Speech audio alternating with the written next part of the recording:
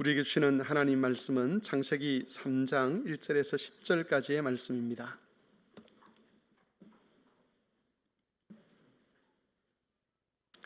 창세기 3장 1절에서 10절까지 말씀을 제가 봉독하겠습니다.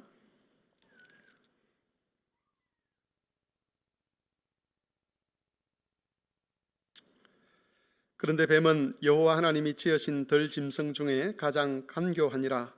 뱀이 여자에게 물어 이르되 하나님이 참으로 너희에게 동산 모든 나무의 열매를 먹지 말라 하시더냐. 여자가 뱀에게 말하되 동산 나무의 열매를 우리가 먹을 수 있으나 동산 중앙에 있는 나무 열매는 하나님의 말씀에 너희는 먹지도 말고 만지지도 말라 너희가 죽을까 하노라 하셨느니라. 뱀이 여자에게 이르되 너희가 결코 죽지 아니하리라. 너희가 그것을 먹는 날에는 너희 눈이 밝아져 하나님과 같이 되어 선악을 알게 할 줄 하나님이 아심이니라. 여자가 그 나무를 본즉 먹음직도 하고 보암직도 하고 지혜롭게 할 만큼 탐스럽기도 한 나무인지라. 여자가 그 열매를 따먹고 자기와 함께 있는 남편에게도 주매 그도 먹은지라. 이에 그들의 눈이 밝아져 자기들이 벗은 줄 알고 무화과 나무 잎을 엮어 치마로 삼았더라. 그들이 그날 바람이 불 때 동산에 거니시는 여호와 하나님의 소리를 듣고 아담과 그의 아내가 여호와 하나님의 낯을 피하여 동산 나무 사이에 숨은지라. 여호와 하나님이 아담을 부르시며 그에게 이르시되 네가 어디 있느냐. 이르되 내가 동산에서 하나님의 소리를 듣고 내가 벗었으므로 두려워하여 숨은나이다. 아멘. 제가 지난주에 우리 조 목사님이 휴가 가서 오랜만에 초등부 모임에 가서 이렇게 잠깐 말씀을 전했습니다. 초등부 모임에 가서 말씀을 전하면서 초등부 아이들을 앉혀놓고 오전에 했던 설교에 대해서 물어봤어요. 물어볼 때는 애들이 잘 모를 거다 이런 생각을 가지고 물어봤습니다. 왜냐하면 보시면 알겠지만 자기들끼리 이야기도 하고 좀 떠들기도 하고 이러거든요. 그래서 얘네들이 잘 모를 거다, 다시 가르쳐 줘야지라고 했는데 묻는 족족 다 답을 하는 거예요. 이놈들 봐라, 이렇게 조금 어려운 것도 물어봤습니다. 그랬더니 그것도 다 답을 하더라고요. 어떻게 알아라고 했더니 어떤 아이들은 들으면 알아요. 어떤 놈들은 적어 놓았어요. 이렇게 하기도 하고 그러더라고요. 그래서 참 고마웠습니다. 아이들이 여기 앉아서 1시간 동안 예배하는 게 쉽지 않거든요. 근데 다른 교회에서도 우리 교회 흉내내 가지고 이렇게 하는 교회들이 있는데 아이들이 떠들어 가지고 너무 예배가 안 된다고. 물론 우리 아이들도 어른들처럼 이렇게 예배하지는 않습니다만은 그래도 부모님 옆에 앉아서 자기들끼리 기록하고 적고 좀 떠드는 것처럼 보이지만 사실은 다 듣고 있다는 이야기지 않겠습니까? 그래서 주일학교에서 교육이 잘 이루어지는 걸 보고 참 좋았습니다. 원래 우리 기독교 전통에서는 이렇게 다 같이 예배하기 전에, 설교하기 전에 목사가 초등부 아이들 같은 경우 앞으로 불러냅니다. 불러내 가지고 먼저 한 10분 정도 애들에게 설교를 먼저 해요. 설교하고 난 다음에 이제 들어가게 하고 어른들을 대상으로 설교를 합니다. 우리는 이제 그럴 형편은 못 되고 또 혹 다음에 기회가 주어지면 또 그렇게 할 수 있겠지만 지금은 그렇게 못 하니까 옆에 있는 아이들 잘 부모님들을 지도해 주셔서 지금처럼 말씀을 잘 듣게 해주시면 좋겠습니다. 대신 이전에 했던 것처럼 우리 자녀들에게 먼저 오늘 할 설교 내용을, 중요한 내용을 아이들에게 먼저 알려주고 그렇게 제가 한번 설교를 하겠습니다. 오늘 우리가 설교할 것들은 초등부 한번 손 들어봐. 초등부 어디 있나? 초등부 여기도 있고 한 20명쯤 되더라고요. 지금 여기 온 친구들이 한 10몇 명쯤 될 건데, 그렇지, 손 내리고.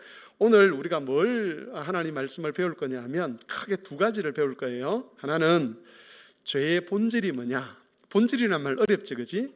죄 중에서 가장 큰 죄가 뭐냐, 그걸 하나 오늘 배울 거고, 또 하나는 우리가 성경에 보면 죄의 삭은 사망이다 하는 말씀이 있어요. 그 말씀이 무슨 뜻이냐 하는 걸 배울 겁니다. 왜 죄를 지으면 사망에 이르게 되는가 하는 걸 배우게 될 거예요. 이렇게 하니까 어른들도 귀가 탁 뚫리죠. 오늘 이 두 가지 주제로 말씀을 좀 전하도록 하겠습니다. 그래서 여러분들은 기록하면서 이 두 가지 주제를 가지고 설교할 테니까 거기에 따라서 잘 정리를 하시기 바랍니다. 지난주에도 말씀을 드렸지만 마태복음 산상수훈에서 예수님은 마음이 가난한 자가 복이 있다, 또는 심령이 가난한 자가 복이 있다 하는 식으로 번역을 하기도 했지만, 어쨌든 가난한 마음을 가진 사람이 복이 있다라고 그렇게 말씀을 하셨습니다. 이때 마음이 가난하다는 것은 자기가 뒤틀려져 있는 인생이라는 것, 이 세상이 뒤틀려져 있다는 것을 인정하는 마음이라고 그렇게 말씀을 드렸습니다. 내가 지금 잘못된 인생이기 때문에, 잘못된 삶을 살아가고 있기 때문에 나에게 하나님의 구원이 필요하다는 것을 인식하는 것, 그게 바로 가난한 마음이라고 그렇게 말씀을 드렸습니다. 가난한 마음의 반대는 교만한 마음입니다. 이 교만한 마음은 자기가 뒤틀려져 있다, 자기가 잘못된 인생이라는 것을 인정하지 않는 마음입니다. 대표적으로 예수님 당시에 서기관들과 바리새인들이죠. 나는 하나님 앞에서 내 할 일을 다 했다. 문제는 저 세리들과 죄인들이다. 우리 사회가 이렇게 된 것은 저 사람들의 잘못이다. 우리가 지금 이렇게 어려운 삶을 살고 있는 것은 저 무리들 때문이다. 당신들 때문이다. 우리 가정이 이렇게 된 것은 남편 때문이다, 아내 때문이다, 부모 때문이다, 자식 때문이다. 이렇게 남 탓을 하는 마음, 이런 마음이 바로 교만한 마음입니다. 나는 괜찮은데 다른 사람이 잘못되었다고 보는 것이죠. 여러분, 우리는 이 둘 중에 어떤 사람에게 해당되는 것 같습니까? 하나님께서 은혜를 주시면, 다시 말해서 하나님께서 우리에게 믿음이라는 것을 선물로 주시면 사람의 마음이 가난해지게 됩니다. 하나님의 은혜가 임했을 때 가장 먼저 일어나는 반응은 자신과 이 세상에 문제가 있다는 것을 깨닫는 것이죠. 나는 지금까지 내가 그래도 괜찮은 삶을 살았다라고 생각을 했는데, 하나님께서 그 마음에 은혜를 주시게 되면, 야, 내가 제대로 살았던 게 아니었구나 하는 것을 알게 된다는 겁니다. 내가 사람들 앞에서 잘났다고 큰 소리 쳤는데, 하나님의 은혜를 입고 나면 특별히 하나님 앞에서 내가 죄인이라는 것, 하나님의 구원이 없으면 소망이 없는 인생이라는 것을 깨닫게 되는 겁니다. 여러분, 이런 지혜는 절대로 사람이 스스로 만들어낼 수가 없습니다.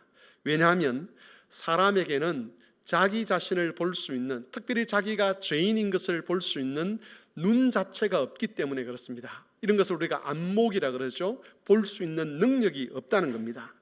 자기에게 문제가 없어서 못 보는 것이 아니라 그 문제를 파악할 수 있는 개념 자체가 아예 사람 속에 없습니다.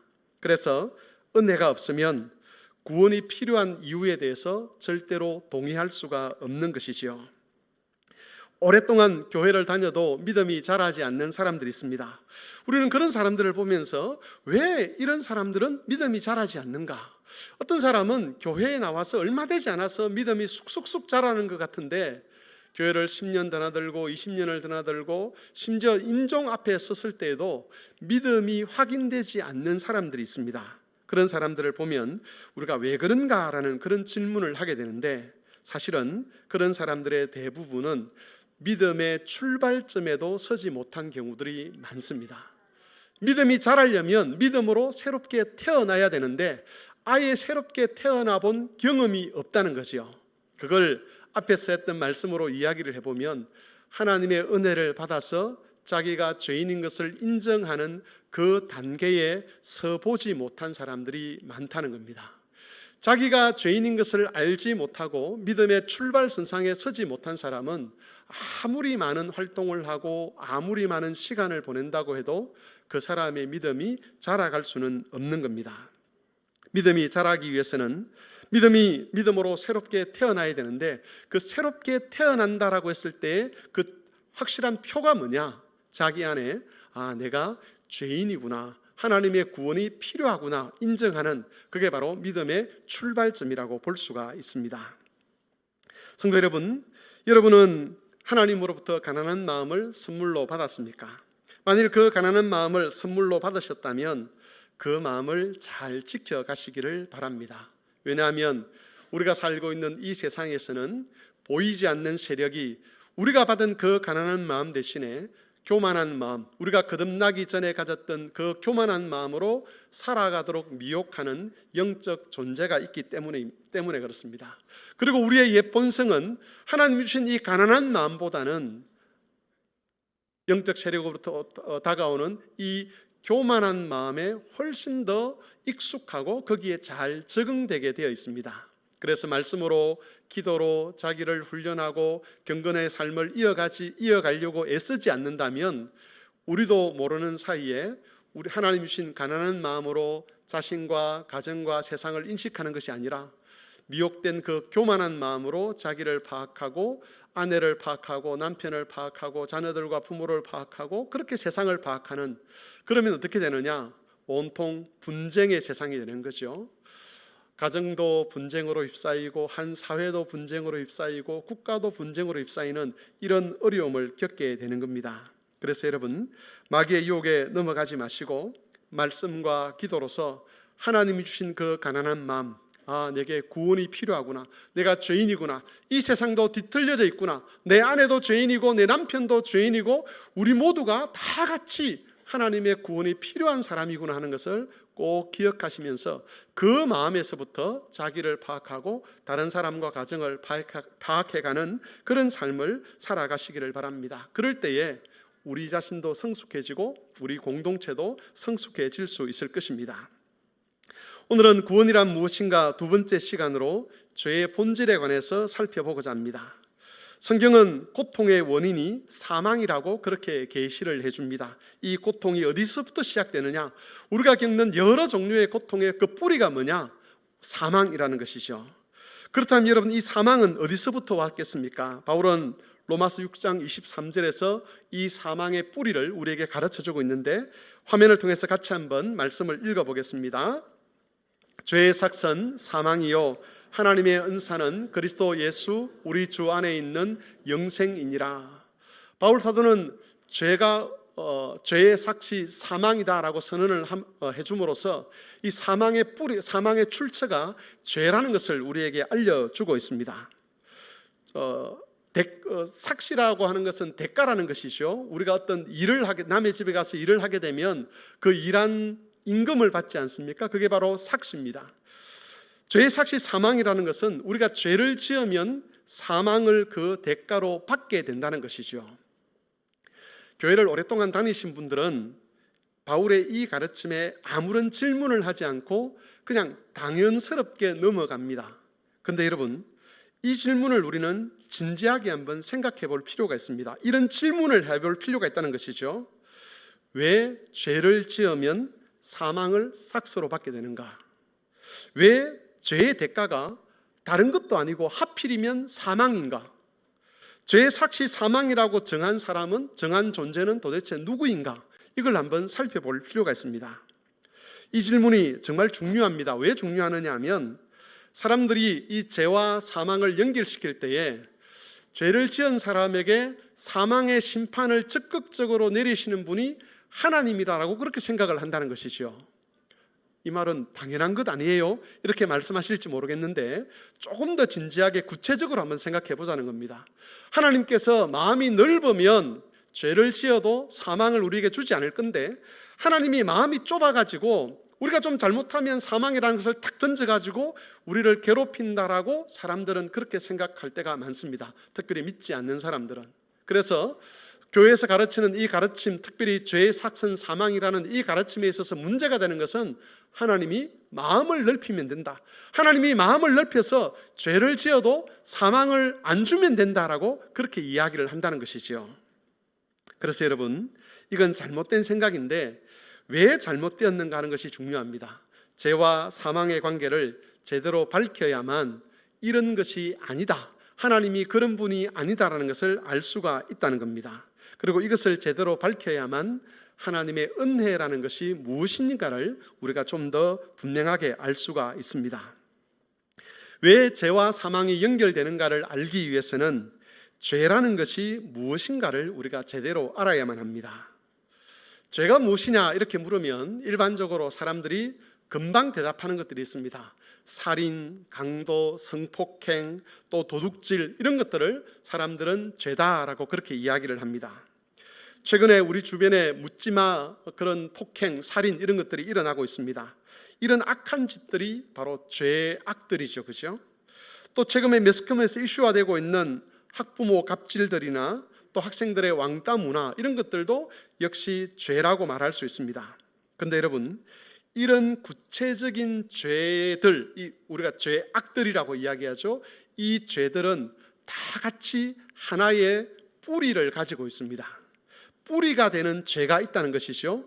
근본이 되는 죄가 있고 그 뿌리에서 삐져나온, 그 뿌리에서 나타난 여러 양상들이 뭐냐? 앞에서 말씀드린 살인, 강도, 성폭행, 왕따, 갑질, 이런 것들이 그 하나의 뿌리에서 나온 여러 가지 죄의 증상들, 양상들이라는 겁니다. 여러분, 우리는 그 뿌리가 무엇인지 알아야 합니다. 그리고 여러분, 그 뿌리가 무엇인지 알기 위해서는 성경이 죄에 대해서 어떻게 가르치는가를 알아야 되는데, 성경이 죄에 대한 이야기를 할 때는 항상 배경으로 삼는 것이 있습니다. 전제로 삼는 것이 있다는 것이죠. 그게 뭐냐 하면 하나님이 사람을 하나님의 형상으로 창조하셨다는 겁니다. 세상이 말하는 죄는 이런 것을 생각할 필요가 없습니다. 그런데 성경에서 말하는 죄의 뿌리, 죄의 핵심을 알기 위해서는 그 전제를 알아야 되는데, 그 전제가 뭐냐? 하나님께서 사람을 하나님의 형상으로 창조하셨다는 것이죠. 제가 몇 번의 설교를 통해서 하나님의 형상이라는 것이 무엇인가에 대해서 말씀을 드렸습니다. 하나님의 형상으로 창조되었다는 것은 하나님이 사람을 창조하실 때 하나님을 닮도록 창조하셨다는 겁니다. 그래서 사람을 보면 하나님이 누군지를 알 수 있도록 만드신 것을 가리켜서 하나님의 형상으로 창조되었다라고 그렇게 성경은 가르치고 있습니다. 하나님 안에 사랑이 풍성합니다. 하나님 안에 영광이 풍성하고 하나님 안에 지혜도 풍성합니다. 하나님의 생명은 참으로 영생의 생명입니다. 이런 하나님의 안에 있는 모든 것들이 누구에게 있도록 하셨다는 거죠? 사람에게 있도록 하셨다는 겁니다. 그래서 하나님이 영광스러우신 것처럼 사람도 영광스럽게 하고, 하나님의 생명이 영생인 것처럼 사람의 생명도 영생이 되게 하고, 하나님의 사랑이 무한하신 것처럼 사람 안에도 무한한 사랑을 주시고, 지혜에 있어서도 역시 하나님과 동일한 지혜, 능력에 있어서도 하나님과 동일한 능력을 갖도록 사람을 창조한 것을 가리켜서 하나님의 형상이다라고 그렇게 말을 한다는 겁니다. 그런데 여러분, 이 원리를 우리가 근데 여기서 차이가 있습니다. 하나님에게 있는 것은 하나님 자신에게 원래부터 있는 겁니다. 그건 하나님 것이죠. 하나님은 생명이 없어서 누군가로부터 생명을 공급받아야 되는 분이 아닙니다. 하나님이 사랑이 없어서 누군가로부터 사랑을 공급받으실 필요가 없습니다. 하나님 안에 이미 완전한 사랑이 풍성한 것이죠. 그런데 사람은 그렇지 않습니다. 사람은 누군가로부터 공급받아야 한다는 것이죠. 사람 속에 있는 것들은 다 하나님께로부터 온 것이고 하나님께 의존되어 있는 겁니다. 이게 적절한 비유가 아닐 수도 있지만 그래도 원리적으로 보면 같기 때문에 제가 이 비유를 사용할 수가 있을 것 같습니다. 집에 가면 다들 수도꼭지가 있습니다. 그죠? 수도꼭지에 탁 틀면 거기서 뭐가 나오죠? 물이 나옵니다. 근데 그 물은 수도꼭지가 만들어내는 물이 아니지 않습니까? 어디에 연결되어 있는 거죠? 수원지에 다 연결이 되어 있는 물입니다. 근데 수원지에 있는 물이나 수도꼭지에 있는 물이나 다 똑같은 물인데 차이는 뭐냐 하면 수원지는 그 첫 출발점이고 수도꼭지는 거기서 받아서 물을 낸다는 겁니다. 만일 수원지에서 관을 잘라버리면 어떻게 되죠? 아무리 수도꼭지를 털어도 물이 나올 수가 없는 거죠. 이 원리를 따라서 하나님과 하나님의 형상인 사람에 대해서 설명할 수 있다는 겁니다. 우리에게도 처음 하나님의 형상으로 창조된 인간에게도 하나님의 사랑이 있었습니다. 하나님의 영광도 있었습니다. 하나님의 지혜와 하나님의 능력이 다 있었는데 그건 사람이 스스로 만들어내는 것이 아니라 하나님에게 의존되어 있는, 끊임없이 하나님으로부터 공급받는 능력이고 영광이고 사랑이고 지혜고 생명이었다는 겁니다. 하나님은 사람을 하나님의 형상으로 창조하시고 하나님에게 있는 모든 것들을 사람에게 선물로 주셨습니다. 그러면서 그 하나님의 성품과 하나님의 속성들을 통해서 하나님의 복과 안식에 참여하게 하신 것입니다. 하나님의 생명, 신적인 생명에 참여하도록 은혜를 베풀어 주신 것이지요. 그런데 사람이 스스로 이 연합을, 하나님과의 이 관계를 끊어버리는 사건이 일어났습니다. 그것이 바로 설교 본문으로 읽은 창세기 3장 1절에서 10절에 기록된 말씀입니다. 뱀이 아담과 하와를 유혹했습니다. 요한계시록에 보면 이 뱀의 정체가 나오는데, 이 뱀은 사탄이라고 표현하기도 하고 마귀라고 표현하기도 합니다. 타락한 천사지요. 뱀이 유혹하는 말이 3장 4절 5절에 기록이 되어 있습니다. 우리 창세기 3장 4절 5절을 성경책을 보시면서 같이 한번 읽어보겠습니다. 뱀이 여자에게 이르되 너희가 결코 죽지 아니하리라. 너희가 그것을 먹는 날에는 너희 눈이 밝아져 하나님과 같이 되어 선악을 알 줄 하나님이 아심이니라. 여러분, 성도들 중에 왜 하나님이 선악을 알게 하는 나무를 주셨을까? 이런 질문들을 하시는 분들이 계시는데, 또 선악을 알게 하는 나무 열매가 정확하게 뭐냐? 그게 사과냐 배냐? 이렇게 질문하시는 분들도 계시는데, 이 문제는 제가 다음번에 한번 설교를 하도록 하겠습니다. 오늘은 선악을 알게 하는 나무 열매를 따먹는 의미가 뭐냐? 그것에 대해서만 말씀을 드리고자 합니다. 이 사건에서 제일 중요한 게 아담과 하와가 도대체 어떤 의도로 그 나무 열매를, 하나님이 먹지 말라, 먹으면 죽을 것이라고 말씀하신 그 나무 열매를 따먹었는가 하는 것입니다. 뱀이 한 말 속에 그 답이 있습니다. 아담과 하와가 도대체 어떤 의도로 이 나무 열매를 따먹었는가? 뱀이 말하기를 이렇게 말했습니다. 너희가 이 선악을 알게 하는 나무 열매를 따먹으면 하나님처럼 될 수 있다. 그 말이었습니다. 지금까지 아담과 하와는 하나님의 형상으로서 하나님의 생명과 하나님의 지혜와 하나님의 모든 것에 연합되어서 피조물임에도 불구하고 신적인 삶을 살고 있었습니다. 그래서 겉으로만 본다면 아담과 하와는 마치 하나님 같았습니다. 마귀의 유혹의 핵심은 이제 하나님이 없어도, 하나님과 연합하지 않아도, 다시 말해서 하나님으로부터 분리되고 독립이 되어도 여전히 너희가 신적인 삶을 살 수가 있다. 아니, 이제는 하나님께 종속될 필요가 없다. 하나님 말씀을 들을 필요가 없다. 하나님의 형상이라고 이야기할 필요 없이 너희가 하나님이 될 수가 있다. 그런 식으로 유혹을 했다는 겁니다. 하나님으로부터 독립을 하고 하나님의 간섭을 배제해버리면 지금보다 훨씬 더 신적인 삶을 살 수 있다고 한 것이 마귀가 했던 유혹의 핵심이었습니다. 순수의 차이는 있지만 아담과 하와는 이 뱀의 말을 믿었습니다. 하나님께서 지금까지 자신들에게 신실하시고 하나님의 모든 성품과 본성에 참여하도록 복을 주셨음에도 불구하고 끝까지 하나님의 말씀을 믿지 못하고 하나님으로부터 독립해서 자기 스스로 하나님처럼 되려고 한 것입니다. 신학적인 말로 용어로 표현을 하자면 자기 주장하려는 의지를 갖게 된 거죠. 지금까지는 하나님의 말씀을 들었습니다. 그런데 이제부터는 하나님 말씀을 듣지 않겠다는 것이지요. 자녀들을 사춘기 이상 키워보신 분들은 알겠지만 사춘기 되기 전까지는 아이들이 부모의 말을 그럭저럭 잘 듣습니다. 근데 사춘기가 딱 되면 그때부터는 자기를 주장하기 시작합니다. 아빠 말이 틀린 것 같아. 엄마 말이 잘못된 것 같아. 내 마음대로 하도록 내버려 두세요. 엄마 아빠 간섭 듣기 싫어요. 이런 식으로 되는 거죠. 그게 부모로부터 독립하려고 하는 것, 부모의 간섭을 배제하는 것, 그게 바로 자기를 주장하는 건데, 그걸 아담과 하와가 누구에게 했느냐? 하나님을 대하여 그 주장을 했다는 겁니다. 하나님, 더 이상 내 삶에 간섭하지 마십시오.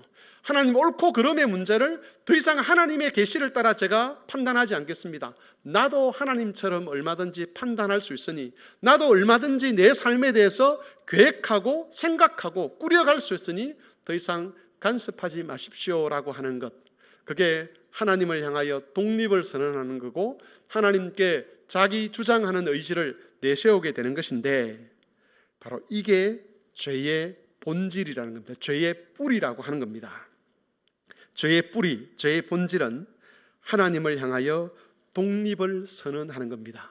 우리가 알고 있는 모든 다른 죄악들, 앞에서 말씀드린 살인, 집단 왕따, 그리고 성폭행, 묻지마 폭행, 이런 우리가 알고 있는 모든 죄들이 바로 여기서부터 시작이 되는 것이죠. 만일 사람에게 하나님께 독립하려는 의지가 없었다면, 자기 주장하려고 하는 그런 마음이 없었다면 그런 죄가 나오지 않았다는 겁니다. 하나님께 교만히 행하면서 나도 얼마든지 하나님처럼 될 수 있다는, 거기서부터 모든 죄악들이 출발이 된 것입니다. 하나님과의 관계를 끊어버리는 것, 그게 바로 죄의 본질입니다. 하나님으로부터 독립하려는 것, 하나님의 간섭을 배제하려고 하는 것, 그게 바로 죄의 뿌리라는 겁니다. 이제 다시 처음 질문으로 돌아가겠습니다. 여러분, 왜 죄를 지으면 사망을 얻게 됩니까? 죄와 사망은 어떤 관계에 있다는 것이죠? 뱀이 처음 아담과 하와를 유혹할 때 한 약속이 있습니다. 하나님의 말씀을 어기고 선악을 알게 하는 나무 열매를 따먹으면 하나님처럼 될 수 있다는 약속을 했습니다. 하지만 아담과 하와가 그 나무 열매를 따먹었을 때는 뱀이 말한 대로 이루어지지 않았습니다. 오히려 아담과 하와는 그들에게 생명을 주셨던 하나님으로부터 단절되고 말았습니다. 스스로 생명줄을 끊어버린 것이죠.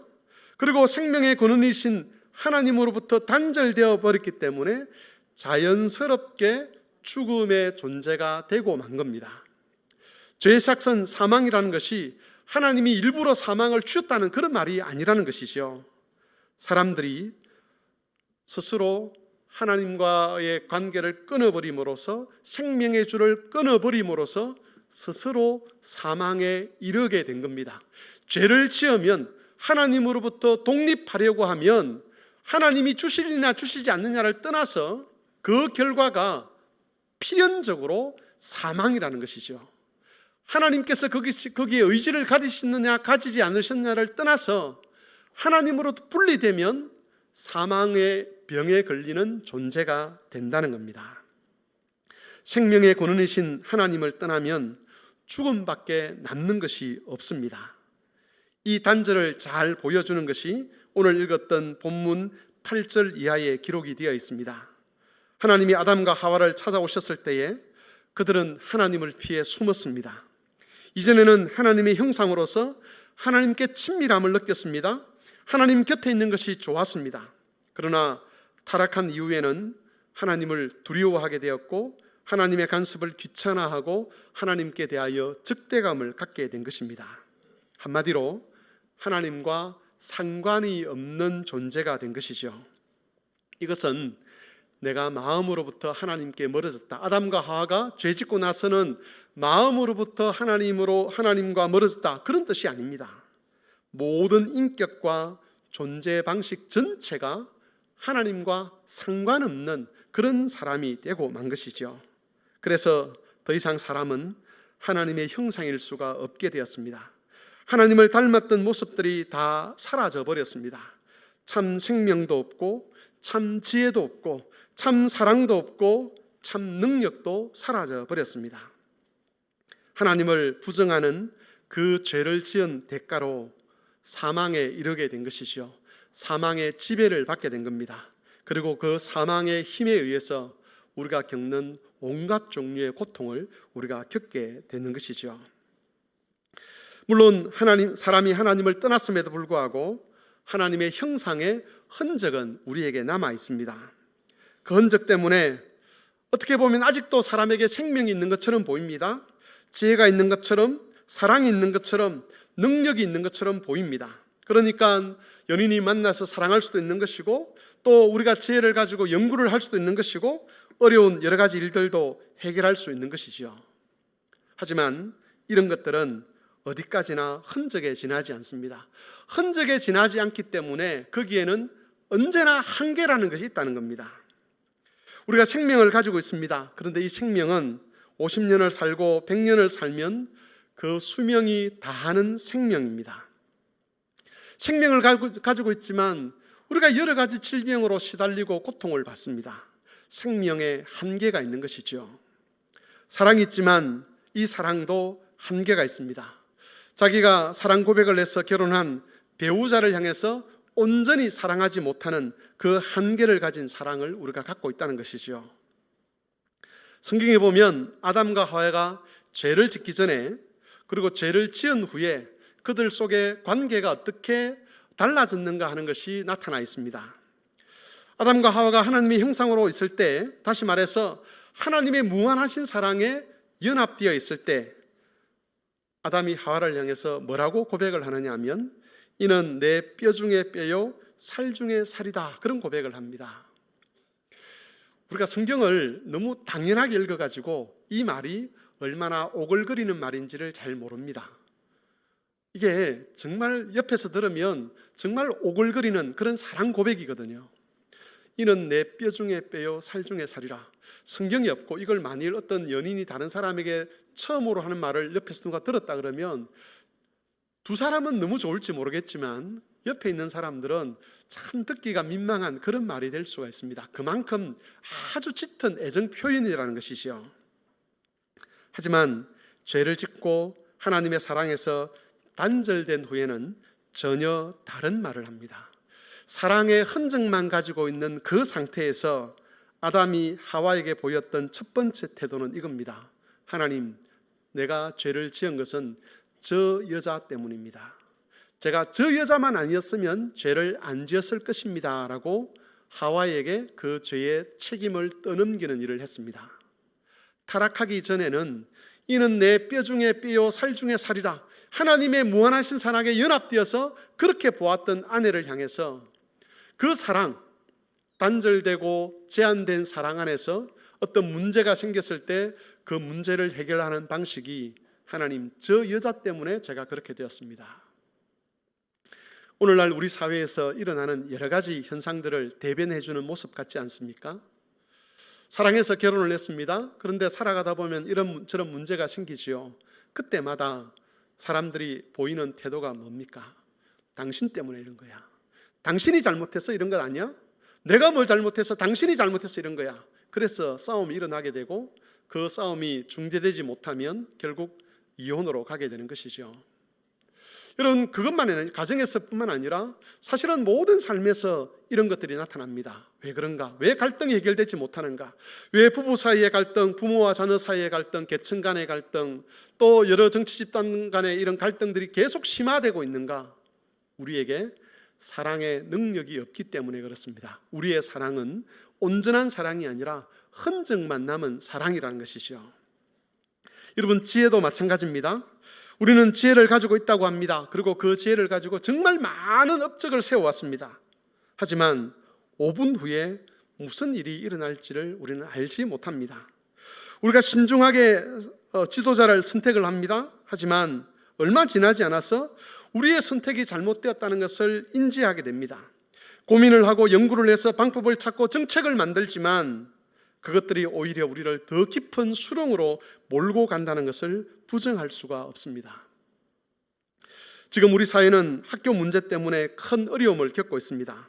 어제도 전국의 교사들이 서울에 모여서 집회를 한 것으로 제가 알고 있습니다. 우리 사회에서는 학교에서 교사들이 더 이상 아이들을 지도할 수 없는 그런 세상이 되고 말았습니다. 아무도 이렇게 될 것이라고 생각하면서 교육 정책을 만들지 않았습니다. 이렇게 될 것이라고 예상하면서 교육 운영 지침들을 만들지 않았을 것입니다. 일을 시작할 때는 어떤 정책을 세우고 방향을 세울 때는 교사도 더 좋은 환경 속에서, 그리고 학생들도 더 좋은 환경 속에서, 부모들도 교사들을 믿고 학교를 믿는 그런 환경 속에서 교육이 이루어지도록 하려고 하는 그런 목적에서 뭐든지 시작이 되었을 것입니다. 하지만 정반대가 되고 말았습니다. 학생들은 학생들대로 더 불만이 많아지고 선생님들은 아예 교육을 포기해야 될 만큼 교권이 무너지고 말았습니다. 여러분, 왜 이렇게 되었겠습니까? 왜 잘한다고 했는데 이런 결과가 이 땅에 나타나고 말았겠습니까? 우리나라만 그렇겠습니까? 아닙니다. 저도 교육에 관심이 많아서 세계 여러 나라들의 교육 정책과 방향들을 살펴보았는데 거의 모든 나라들, 특별히 선진국이라고 하는 나라들이 겪고 있는 고민과 갈등, 비록 겉으로는 잘 포장되어 있을지 모르겠지만 그 안에 들어가 보면 그것 때문에 더 큰 근심과 더 큰 문제들이 생기는 그런 현상들을 아무도 막을 수가 없습니다. 왜 그렇겠습니까? 사람의 지혜에 한계가 있기 때문이죠. 나름대로는 잘한다고 해서 그렇게 열심히 했는데 그 지혜가 인간의 악함에 대해서도 시대의 상황에 대해서도 옳고 그름에 대해서도 알지 못하는 그런 지혜이기 때문에 엉뚱하고 엉터리 같은 해결책을 찾아내는 겁니다. 여러분, 능력도 마찬가지죠. 사람은 자기가 능력 있다는 것을 자랑하고 싶어 합니다. 내가 누구보다 뛰어나고 누구보다 잘났다는 소리를 듣고 싶어 합니다. 그런데 정작 우리는 작은 것 하나도 우리 마음대로 할 수 없는 경우들이 많습니다. 잠을 자고 싶은데 내가 자고 싶은 그때 잠이 안 와서 밤을 새는 적이 있지 않습니까? 그리고 나는 잠을 안 자고 싶은데 자지 않은 그것 때문에 밀려오는 잠을 주체하지 못하고 하루를 망치는 그런 경우들도 있지 않습니까? 우리 성도들 중에 불면증에 시달리는 분들이 계시는데 저 역시 그런 것들 때문에 어려움을 겪을 때가 종종 있습니다.